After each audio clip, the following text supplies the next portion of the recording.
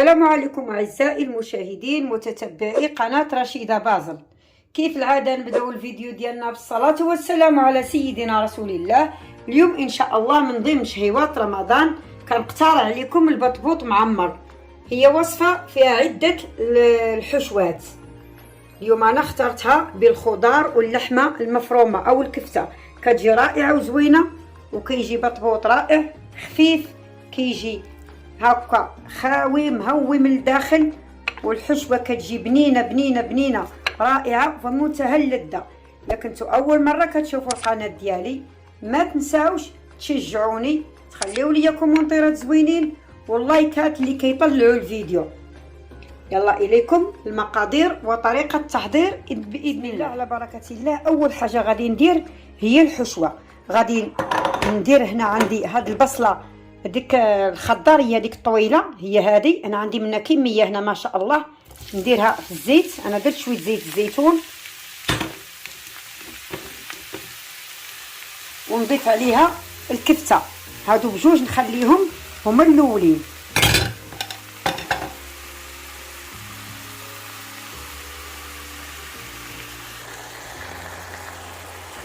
بعد ما الكفته ديالتنا والبصله هما نزلوا، دابا غادي ننزل بالفلفله.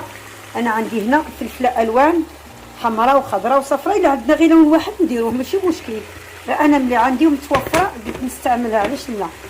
طبعا كتعطينا واحد الطعم ديال الفلفله كيجي رائع هاد البطبوط.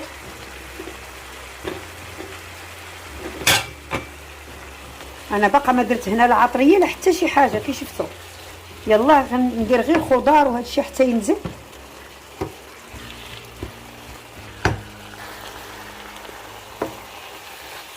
صافي دابا غادي ننزلو بالجزر والكوسه، هما انا هنا حكيتهم. ندير التوابل، عندي فيها هنا شويه الكمون، الكركم، الزنجبيل، ثوم بودره وشويه الفلفل الاسود. بالنسبه اللي كيبغي الحار يدير الحار، يكثر يدير. انا ما كناكلش الحار، ما تنديرش الحار. غادي ندير واحد الملعقه ديال الطماطم مركزه، ودابا نديرو الملح ديالنا اللي يملح لينا هاد الحشوه هذه القياس يعني. صافي دابا غادي نحرك هادشي مزيان باش يندمجوا. انا علاش خليت الجزر والكوسه هما الاخرين باش ما يطيبوش بزاف، باش ملي نبداو ناكلو فيه نحسوا بداك الطعم ديال الجزر والقرعه كيجيو زوينين رائعين. صراحه ربي مذاق يجنن.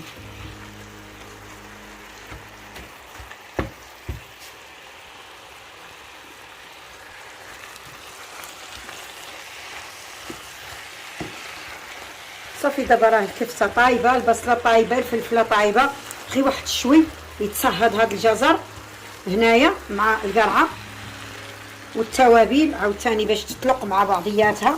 شو يعني المقله ناشفه ما فيها لا ما لا والو، لاننا ملي نكونوا نطيبوا فيها نديروا النار على اعلى درجه باش ما ترخيش لينا هادشي، ما يرخيش لينا الماء، ونتفاداو داك الماء اللي ينزل بزاف دغيا دغيا تشحر لينا الحشوه ويكون كلشي ما شاء الله منسجم مع بعضياته. صافي دابا غادي نخليها واحد شوي. صافي دابا انا غادي نطفي عليها تماما، وغادي نضيف هاد القزبر والمعدنوس. انا كانوا عندي في الفريزر، اللي عنده فريش يديرهم. صافي ما غاديش نديرهم يطيبوا، هادو غير نديرهم هكا من فوق. صافي غادي ترجع فيهم ديك النار اللي كتكون باقا في الحشوه، صافي ما يطيبوش نخليهم دابا. ودابا غادي نجينا. انا خديت هنا 200 غرام ديال الدقيق الفينو، ندير فيها الخميره. بالنسبه لينا دابا الحال بارد، انا غندير هنا 25 غرام ديال الخميره. ندير واحد الملعقه ديال العسل باش تعطينا ديك اللون الزوين في البطبوط ديالنا.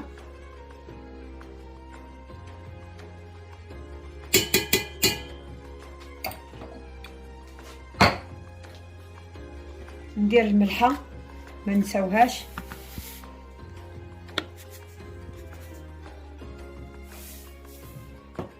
نديرو الماء دافي. العجين هذا واحد شويه هو الاول.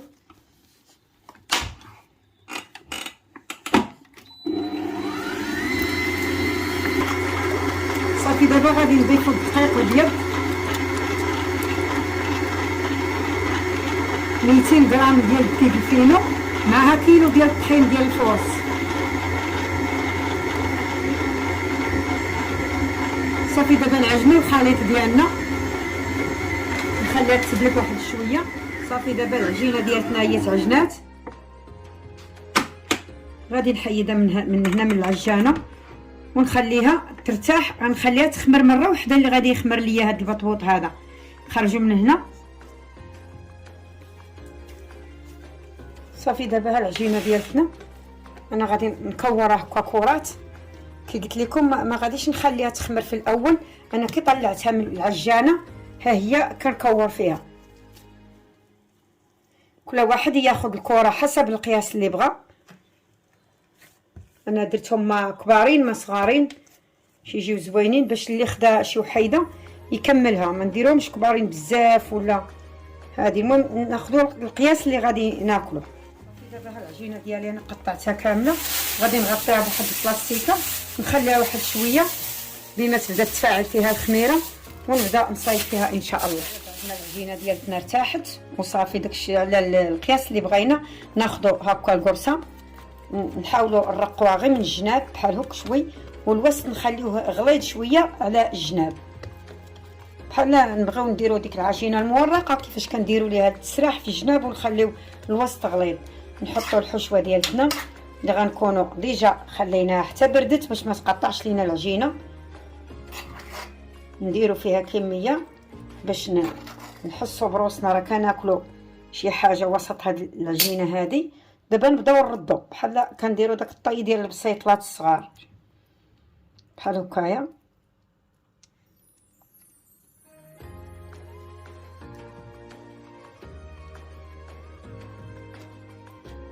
صافي دابا ونهزوها نخليوها ترتاح على هاد الجنب هذا اللي درنا. انا عندي وحده ديجا صاوبتها ها هي، نشدوها ندرسوها. حاولوا هاد المرحله هذه ما كنحتاجوش الطحين، كنديروا غير الزيت انه كيسهل علينا. شوفوا نخليوها رقيقه بحال هكايا، ما نخليوش العجينه ديالتنا تكون غليظه باش تجينا الخبيزه زوينه في الماكله. ما نجي نحسوش بروسنا راه حنا كناكلوا في العجينه بحال هكا. دابا نديرها في المقله، المقله راها سخونه. شتو الجهه اللي انا طاويه ما كتبانش كاع. نحطوها دابا في المقله، نعاودو نزيدو نتاكدوا من الرق ديالنا. طبعا العافيه ما تكونش مجهده، تكون مهيله.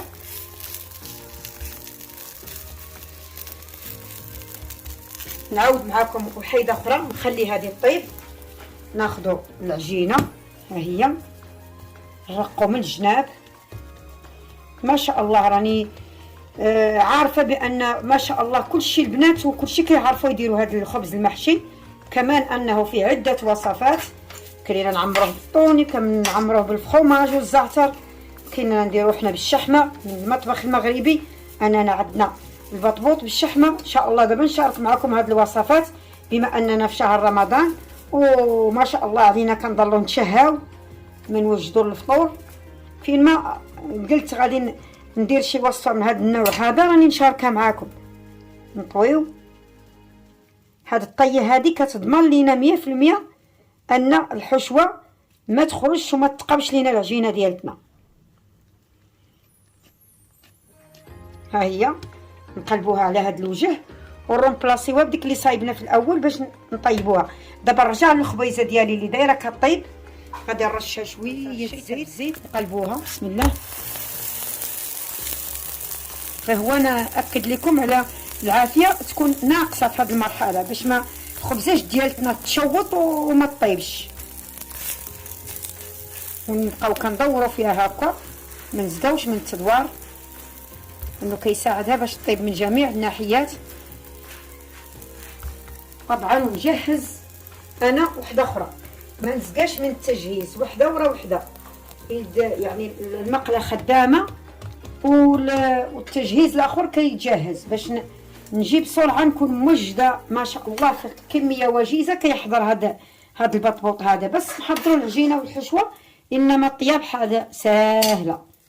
نلفوها ونخليو بالنا مع اللي كطيب. انا راه معايا واحد اليد مساعده في الخفاء اللي كتدور ليا في القرصه، خلي هذه تدير ونرجع نراقب الخبزه ديالي. شوف كيفاش كتجي لوين مذهب يجنن، صافي ما شاء الله.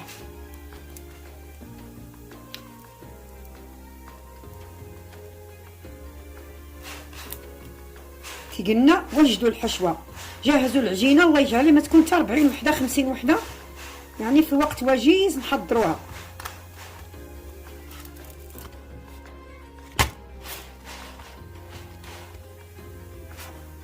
صافي كل خبيزه ديالتنا كتجي.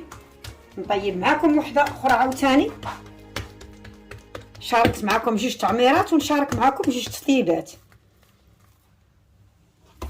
ودائما واحد الملاحظه، ملي نبغيو نحطو هنا القرصه في الفراح ولا في المقله ديالتنا، نحطوها على الجهه اللي فيها الطيات، هذه كملاحظه.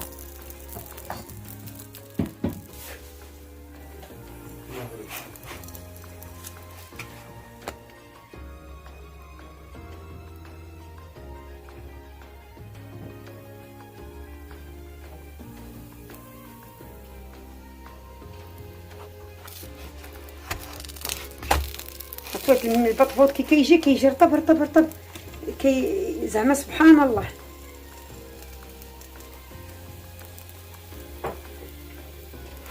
صافي دابا انا غنمشي على هذه الطريقه هذه حتى نكمل كاع الخبز اللي عندي ان شاء الله، ونتلاقى معكم في الشكل النهائي ديال البطبوط ديالنا ديال اليوم المعمر بالخضره والكفته. كيجي رائع وزوين ولذيذ جدا وينفع، ويمكن لنا نحضروا كميه كهذه ونحتفظوا بها في الثلاجه، راح تبقى حتى اسبوع وما فوق. نتمنى ان الفيديو ديالي ديال اليوم ينال الاعجاب ديالكم. الوصفه ايضا هي الاساسيه اللي عليها العمده، نتمنى انكم تطبقوها وتردوا عليا اخبار. الى اللقاء في فيديو قادم ووصفه جديده باذن الله، والسلام عليكم.